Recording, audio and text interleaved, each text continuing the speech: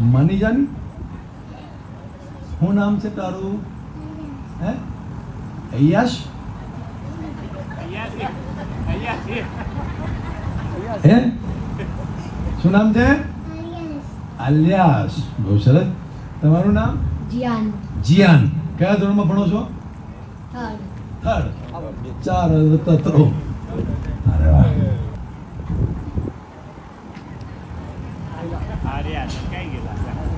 આ બાળકો જો સાહેબ, છોકરાઓના આ પહેલા 2 છોકરા છે એ ચડ્ડી પહેરીને આવ્યા મારા જીવનમાં.